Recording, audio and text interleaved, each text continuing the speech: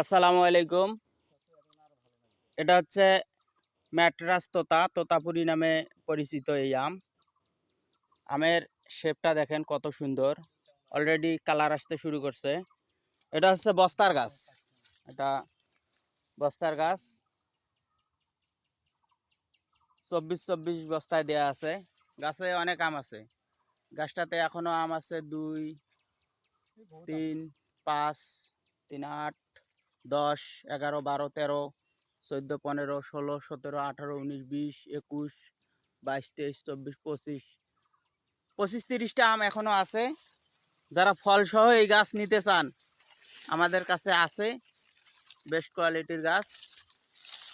দেখেন আমের কালারটা কিন্তু অনেক লোভনীয় একটা কালার, পুরা গাছে ফল আছে।